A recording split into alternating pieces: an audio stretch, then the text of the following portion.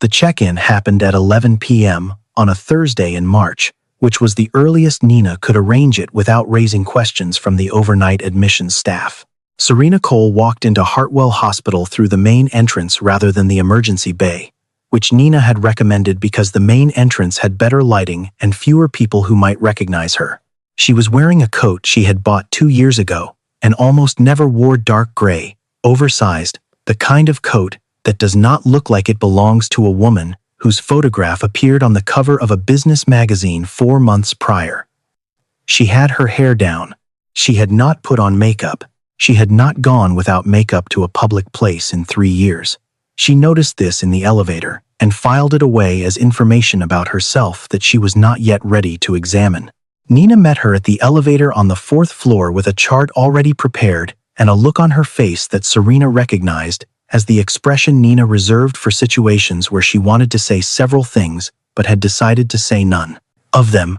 "Room 51, Nina said. "I'll be on call until 6. The admissions note says threatened miscarriage, monitoring required, minimal disruption protocol." "Thank you," Serena said. "You don't have to thank me." A pause. "The attorney's number is in the Notes app on your phone under the name Derek Park, like he's my brother." "Which he is not, but Dominic doesn't know that." Serena almost smiled. 48 hours, Nina said. "That's what we have." "I know. Use them."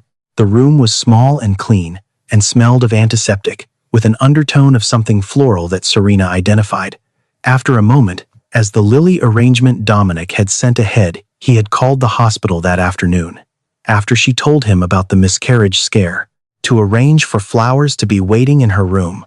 She had not told him which room she would be in. He had found out anyway. She asked the night nurse to move the flowers to the far corner of the room. The nurse did so without comment. Dominic arrived at 11:40.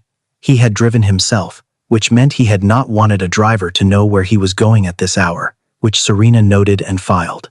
He came in carrying a second set of flowers and sat down in the chair beside her bed and took her hand and said the things you say when your wife is in the hospital. His voice was warm, his eyes were concerned. He was, as he had always been in public and in the first year of their marriage, entirely convincing. Serena lay with her eyes half closed and listened to the quality of his voice rather than the content of it, which was something she had started doing 18 months ago without fully understanding why. The quality of his voice when he was performing concern for an audience was slightly higher in register, slightly more varied in cadence.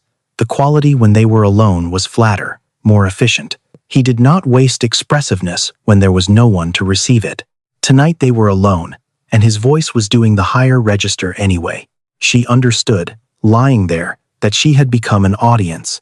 He stepped out twice to take calls. Both times she heard his footsteps stop just outside the door rather than moving down the hall, which meant he was staying close enough to hear if she made a call of her own. The second time, through the door, she caught 2 words clearly, a name Marcus and a deadline, Friday. Marcus, she would later confirm, was the name of Dominic's personal attorney, the one separate from the firm they used together. Friday was the deadline on the restructuring documents. When he came back the second time, he sat down and placed his hand over hers and said he was planning to work from home the entire following week. "To be with you," he said, "while you recover." His thumb moved across her knuckles. She kept her eyes at half-mast and thought, "There is no recovery to oversee. We both know that. The question is whether you know that I know." Before he left, he reached across her to adjust the blanket, and in doing so, his eyes moved to her phone on the bedside table. It was a glance of less than a second, the practiced motion of someone who had been checking her phone for 5 years and had long since integrated it into normal movement so that it looked like nothing. She had seen it hundreds of times. She had never named it before tonight. After he left, the room was very quiet. The monitor beeped its steady, indifferent rhythm. Serena lay still and did what she had come here to do, she thought. Not about Dominic. She had spent 5 years thinking about Dominic, trying to understand him, trying to anticipate him, trying to locate the version of him she had married inside the version she was living with. She was done thinking about Dominic. She thought about herself. She thought about the woman who had started a company at 24 in a 1-bedroom apartment with a laptop and a spreadsheet and a belief so total It had frightened her own mother that she could make the thing work. She thought about the woman who had sat across the table from investors twice her age and held her position when they pushed back, not because she was aggressive, but because she had done the work and she knew it, and she refused to pretend otherwise. She tried to locate that woman inside the woman lying in this hospital bed, who had needed to fake a miscarriage to find 48 hours of unmonitored thinking time. The distance between the two felt very large. She was still measuring it when the door opened.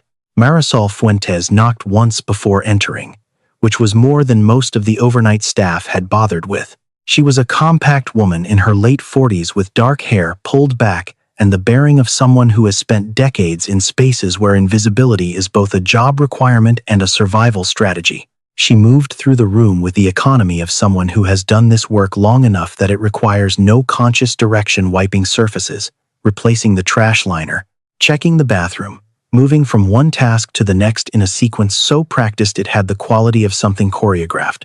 She did not make eye contact with Serena. She did not make conversation. She was, in the way that overnight cleaning staff in hospitals are almost always invisible to the patients and families who move through the same spaces, simply present. Serena had her eyes closed. She was not asleep. She heard Marisol's cart stop near the door. A pause longer than the pause before someone leaves, shorter than the pause before someone makes a decision. Marisol spoke without turning around. Her voice was low, with a Colombian accent that softened the consonants and gave the words a careful, deliberate quality. "I know you're not sleeping," she said. "And I know you didn't have a miscarriage." Serena did not move. She kept her breathing even. "The man who was here earlier." A pause. "I need to know if you're safe, because my daughter used to work near him.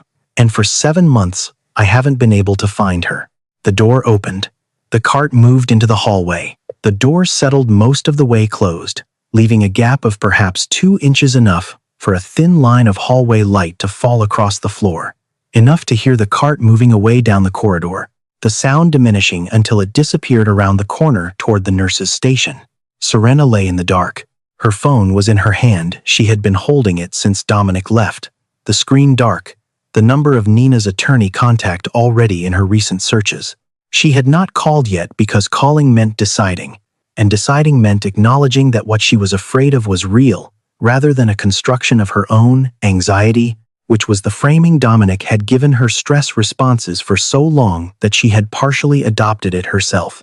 She looked at the gap of light under the door. She thought about the word safe, which was such a simple word that it should have been easy to answer, and was not.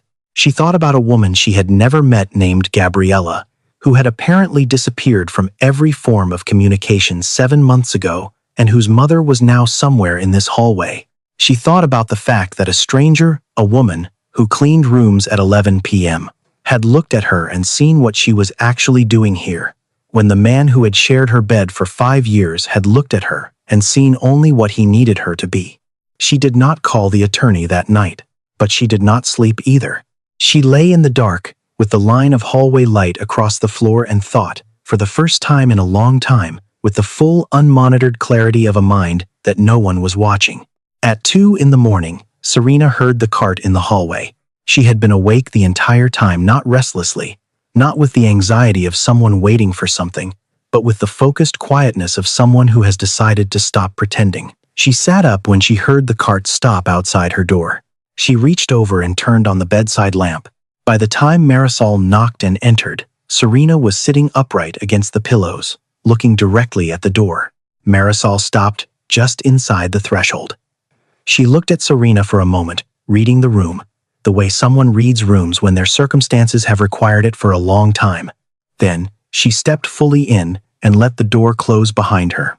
"Your daughter's name," Serena said. "What is it?" Marisol set her cart against the wall. She sat down in the chair beside the bed, without asking permission, without hesitation, the way people sit when they have been waiting a long time for a specific moment and are not willing to waste it on formality. "Gabriella," she said, 26 years old. She was working as an executive assistant at your fund on paper, reporting to you, but in practice, she took direction from your husband. February through September of last year. Then one day, I stopped receiving her daily message. Her phone number stopped working. Her accounts were deleted. She reached into the pocket of her uniform and took out her phone. She turned it toward Serena. The photograph showed a young woman with Marisol's eyes and a smile that suggested someone who had not yet learned to be careful about how openly she showed things.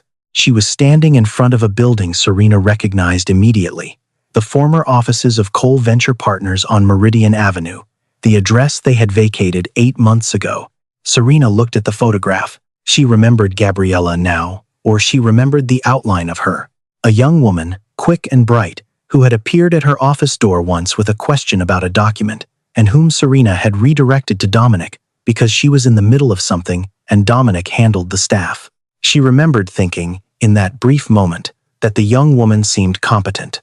She did not remember what the question had been. She had not known the young woman's name.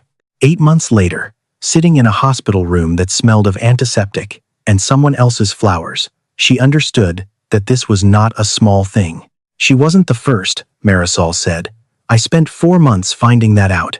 In 3 years, 4 women, all young, all in positions with access to sensitive information, all gone within a few months, and none of them reachable afterward. She put the phone away.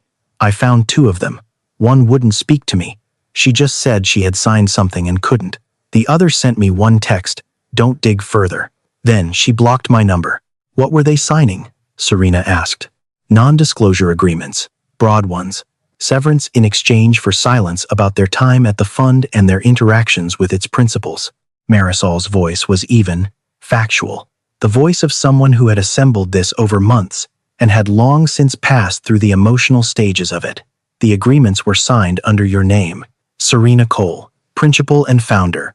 The room was very still. Serena heard the monitor. She heard the ventilation. She heard, distantly, someone in the hallway, in a low professional exchange. She thought about the stack of documents she reviewed and signed each month, the administrative rhythm of running a fund, the contracts and compliance filings and personnel papers that moved through her inbox with regularity. Dominic had taken over the coordination of that paperwork 3 years ago, when she had been occupied with a significant portfolio review. He had framed it as support. She had accepted it as support. She had continued signing what was placed in front of her with the understanding that the material had already been reviewed by someone she trusted. The word trusted sat differently in her mind now than it had 30 minutes ago. She thought about what trust looks like when it is used as a mechanism rather than felt as a condition. She had seen this in business dealings, the performative version, the instrumental version, deployed specifically to lower someone's guard. She had recognized it in others.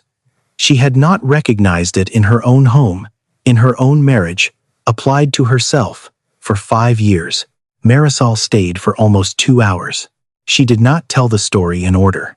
She told it the way she had assembled it in pieces, presenting each fragment and letting Serena draw the connections, not because she was being strategic, but because that was how she had lived with it, one piece at a time, afraid to see the whole shape too quickly.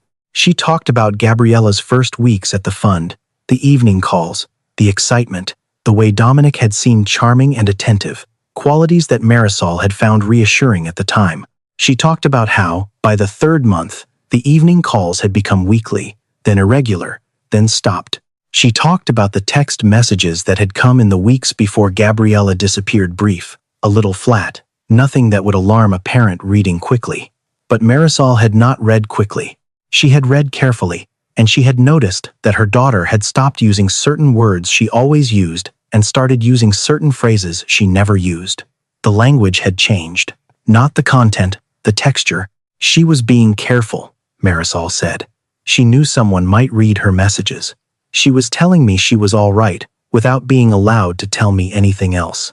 Serena listened and recognized something she had not named before, her own texture changes. The gradual narrowing of what she said to whom.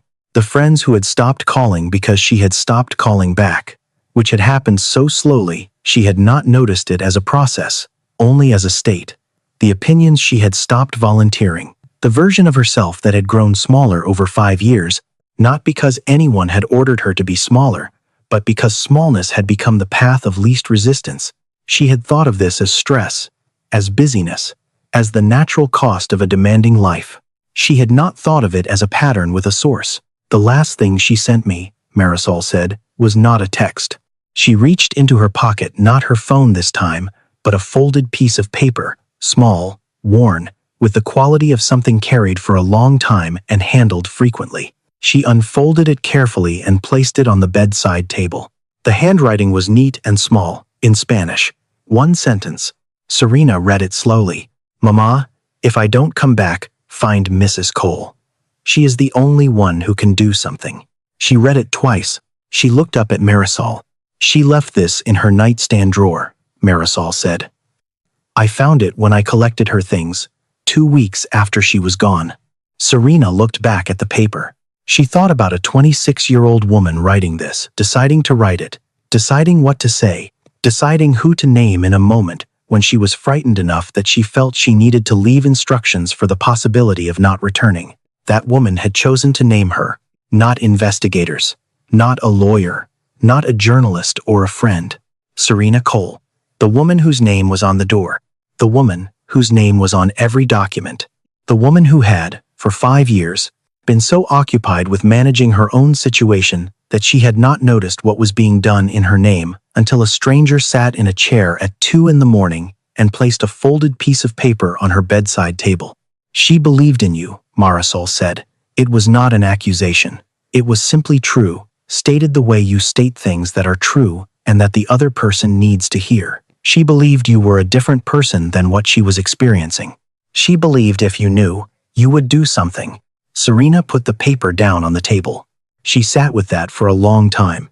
Before she left, Marisol said one more thing. Her voice was quieter, more private, not the voice she had used to lay out the facts, but the voice of a woman explaining something she had thought about many times. "I know you didn't have a miscarriage because I have cleaned this ward for 21 years, she said. "I have sat with women who really lost something in these rooms. The way you held yourself, the way you looked at that man, when he left, that is not grief. That is someone trying to figure out how to survive." She picked up her cart. "I recognized it," she said, "because I have felt it too." Nina came in early the following morning with coffee and the expression she used when she had information that was going to change the shape of the conversation. She set the coffee on the table without comment, looked at Serena's face, and sat down. "He called Dr. Fenton yesterday afternoon," she said. Dr. Fenton was the attending psychiatrist on the 4th floor. Asked about the standard evaluation process for patients experiencing emotional instability following pregnancy loss. Framed it as a concerned husband wanting to understand what support might look like. Serena held the coffee cup without drinking. Then this morning he called the department head, asked whether there were circumstances under which a patient's ability to make independent medical and financial decisions might be temporarily assessed if a family member had concerns about their mental state. The room was quiet. "He's building a record," Nina said. "It doesn't matter that there's no clinical basis for it. If he gets 2 signatures from physicians he's been cultivating, and he's been here twice now, talking to people he doesn't need much. The threshold for a temporary conservatorship petition is lower than most people think, and his attorneys clearly know that." Serena set the coffee down. She thought about this with the cold analytical clarity that had been the engine of everything she had built, the same clarity that Dominic had been working to erode for 5 years, by making her question whether her assessments were accurate, whether her perceptions were reliable, whether the things she noticed were real or the products of a mind that was, as he had occasionally suggested with the gentlest possible concern, perhaps under too much pressure. She had come here to buy time. He had used the time she was buying to prepare a move she had not anticipated. It was, she thought, a well-constructed play. She had made better ones. "How long before he can file anything?" she asked. "If he moves fast, 48 hours from getting the second signature." "Then I have until tonight." Serena looked at Nina. "Call the attorney. Tell him I'm ready. Tell him to begin the account separation process this afternoon. I had already asked him to prepare the filings yesterday evening after our conversation. So he's ready to move, and tell him I need the corporate records for every personnel action at the fund in the last 3 years. Every termination, every severance agreement, every NDA." Nina left. Serena sat in the silence and allowed herself, for approximately 5 minutes, to feel the full weight of what was happening, the grief of recognizing not just betrayal but complicity. The understanding that her name on those documents was not only a forgery of her intentions, but also, in some ways, she was still tracing the edges of a reflection of her own choices. The choice to trust without verifying. The choice to delegate without oversight. The choice, made quietly and repeatedly over 5 years, to accept the path of least resistance. She gave herself 5 minutes. Then she picked up the phone and called the attorney herself. Dominic arrived at 2 in the afternoon, 3 hours earlier than the visiting window they had agreed on, which was itself a message, a demonstration of the principle that agreements were frameworks he operated within, when convenient and outside of when they were not. He came in with white roses. He sat down. He looked at her with the attending expression she knew so well, present, concerned, slightly tilted toward her as if she were the most important thing in the room, and said he had talked to Dr. Fenton that morning, just to understand what she might be going through. "I know," Serena said. A fractional pause, the pause of someone noting that a variable has changed. "He was very helpful," Dominic continued. "He said it's very common for women in your situation to experience." Dominic. She said his name the way she said names across negotiating tables, when she wanted people to understand that the preliminary portion of the conversation was finished. "I want to tell you something true." He looked at her. His expression did not change, which was itself a kind of information. A person who loved you and heard those words would have their expression change. "I read the email," she said. "The one from your attorney. The restructuring timeline. I read it 3 weeks ago. The evening you left your laptop open in the study." Nothing moved in his face. "I didn't say anything because I wasn't sure what I had read. I told myself I was probably misunderstanding the legal language." She kept her voice level, the voice she used when she was presenting something that needed to be received clearly. "I've spent the last 3 weeks deciding whether I was misunderstanding it. I wasn't." "Serena, I know about the conversations you had here yesterday, with Dr. Fenton, with the department head." A pause. "I know what you were building toward." Dominic was quiet. His hands were folded in his lap. He had the quality of absolute stillness that she had once found reassuring, and now understood was not stillness at all but the suspension of a person deciding which move to make. "And I know about Gabriela Fuentes," she said, "and the 3 women before her, and the agreements that were signed with my name." The silence in the room was complete. She watched his face, and saw the thing she had been afraid of seeing for 5 years, not rage, not grief, not the wounded confusion of someone wrongly accused. She saw calculation. The rapid, precise recalibration of a man who had encountered an obstacle he had not accounted for and was already mapping the routes around it. She had seen that look across many tables in her professional life. She had never allowed herself to see it in this room. "You're not well," he said. His voice had shifted into the register she thought of as the therapeutic register, warm, slowed, as if she needed extra time to process. "The stress of the last few days, the loss it's affecting your perception. What you think you read, what you think you know." Dominic, his name again, the same weight. "I built a company from hundreds of millions of dollars of nothing. I have made 10,000 decisions under pressure. I know the difference between impaired perception and accurate assessment." She looked at him steadily. "I am not impaired. I am the clearest I have been in 5 years." Something shifted in his expression, a fraction of a degree, the kind of change only someone who had studied a face for a long time would catch. Not anger, the look of someone who has played a very long game and is recalculating whether the game is still winnable. "My attorney was contacted yesterday evening," Serena said. "Not the one we used together, mine. The account separation process began this morning. The fund's corporate records have been requested, specifically every personnel action from the last 3 years." A pause. "By the time you speak to Marcus, the window you were planning to use will be closed." He was still for a long moment. Then he stood. He straightened his jacket. He looked at the white roses he had brought, a long, almost contemplative look, and then he looked at her one final time. "You're making a mistake," he said. "I've made mistakes," Serena said. "I know what they feel like. This isn't one." He left. The door closed. Serena sat in the silence and breathed. Once, twice, 3 times, not controlled breathing, just the ordinary breathing of someone who has been holding themselves carefully for a long time and is now, finally, allowing their body to simply be in a room. She looked at the white roses on the table. They were very white and very careful, chosen for how they would look rather than what they would mean.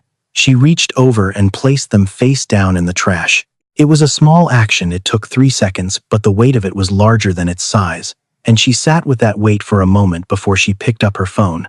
She understood, in the particular quiet that followed, that the man who had just left did not love her. Not because he was incapable of love in some abstract sense, but because a person who loved you would not leave that way silently, immediately, already calculating the next position. A person who loved you would have stayed, would have argued, would have been hurt. Dominic had left like a man who had closed one door and was looking for the next one. She was glad she had finally seen it clearly. That night, for the last time, Marisol came to clean the room. Serena was sitting up in bed with her phone and a notepad, working through the list of calls she needed to make in the morning. She looked up when Marisol entered, and Marisol looked at her, taking in the posture, the notepad, the quality of a woman who had returned to herself, and gave a small nod that acknowledged something without naming it.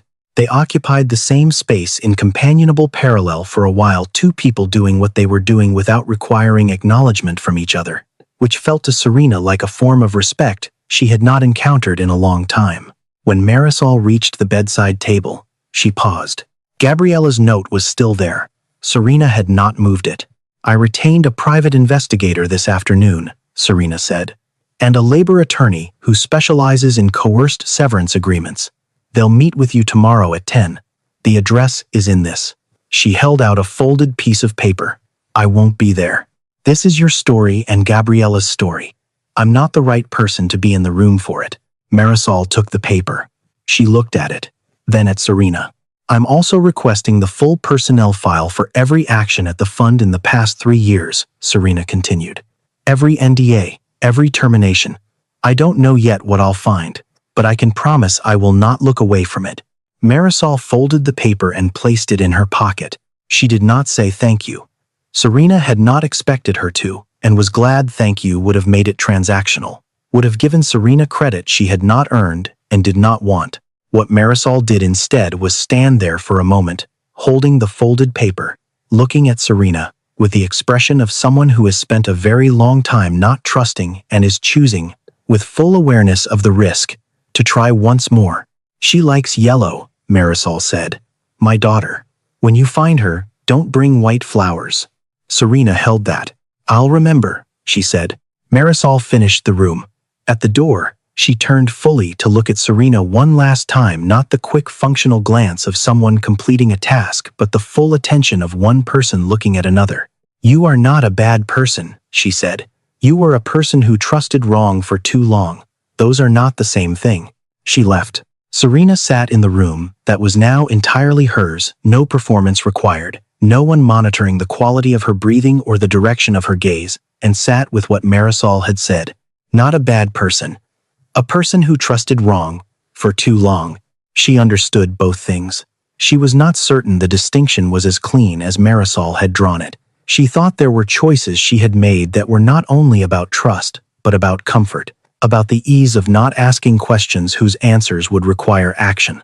She would need to sit with that for a long time.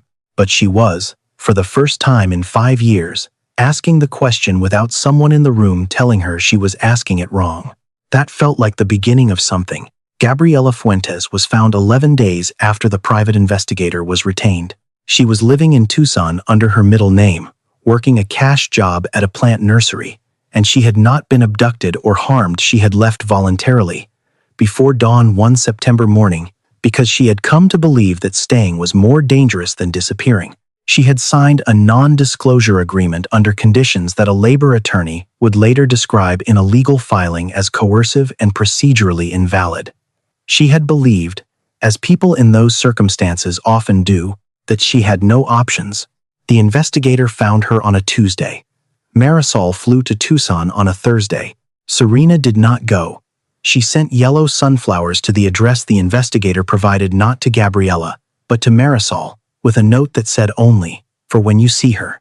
She did not know whether Marisol had brought them to the reunion. She did not ask. The divorce proceedings were not quick and were not clean, which Serena had expected. Dominic's attorneys filed motions in the first 2 weeks designed to establish a narrative of her instability, the hospital stay, the sudden filing, the behavior of a woman under significant stress. Each motion was answered. The narrative did not hold. 3 of the 4 women who had signed NDAs ultimately came forward with statements, assisted by the labor attorney Serena had retained. The 4th did not, and Serena directed her legal team to leave that woman alone. Her choice was her choice. The corporate investigation took longer. What it found, documented across 3 years of personnel actions, was a pattern that Serena's own name had been used to authorize and that Serena had not, in the meaningful sense, authorized at all. Untangling the legal and moral dimensions of that would take time. She was not in a hurry. She wanted it done correctly more than she wanted it done quickly. 2 of the 3 women who came forward eventually called her directly. One of those conversations lasted 40 minutes and was, for all its difficulty, one of the most useful professional conversations she had in the entire year, honest and specific and oriented toward what should be different rather than only what had gone wrong. Dominic faced civil proceedings on multiple fronts. Whether criminal charges would eventually follow remained unresolved at the point when Serena decided to stop tracking it closely. She made that decision deliberately, after considerable thought, because the outcome of what happened to Dominic was not something she could control. What she could control was what she built next. She chose to put her energy there. 3 months after her discharge from Hartwell Hospital, Serena moved the fund's offices to a building on the north side of the city smaller than the Meridian address, with more natural light and a conference room that looked onto a courtyard rather than a parking structure. She restructured the governance entirely. Every personnel decision required 2 independent signatories. Every severance agreement was reviewed by outside counsel before execution. She hired an operations director named Constance, 51 years old, with a background in compliance and the quality of someone who had spent a career noticing what other people overlooked and gave her actual authority rather than the appearance of it. On her desk was a small vase of yellow sunflowers. She bought them every Monday from a flower stand on her way in. She had started doing it in April. Without much reflection, she had simply seen the color and stopped, and had continued stopping every Monday since. She did not examine the habit closely. Some things do not need to be examined to be worth keeping. Nina arrived one morning in June, as she occasionally did, with coffee and pastries from the bakery around the corner. They sat in the courtyard-facing conference room in the early light and ate without agenda, which was its own kind of luxury. Nina asked how she was. Serena thought about it, taking the question seriously, the way she was trying to take more questions seriously. "I feel like I've been reintroduced to someone I used to know," she said, "and I'm not entirely sure yet what the current version of her is like. She's familiar, but I've missed a lot. So, I'm paying attention." "That sounds right," Nina said. "It doesn't feel finished," Serena said. "It's not supposed to feel finished," Nina said. "It's supposed to feel like work." Serena looked out at the courtyard, where the morning light was coming in at a low angle across the plants along the far wall. She did not know who had placed them there. They had appeared one morning, and she had made a note to find out and say something. "Then it feels like work," she said, "which is fine. I know how to do work." She turned back to the table. She picked up her coffee. Outside, the city was doing what it always did in the morning, waking up, beginning again, carrying forward the unfinished business of everything before, without pause, without waiting for anyone to feel ready. Serena had always found that quality of cities clarifying rather than overwhelming, the indifference of it. The way the forward motion continued, regardless of what you had gotten wrong or right, and the only variable was whether you were moving with it or standing still watching it go past. She was moving. She was not certain yet in exactly which direction, or what she would find when she got there, but she was asking the questions now, the right questions, to the right people, and listening to the answers even when they were inconvenient. That was enough for today. Tomorrow she would ask again.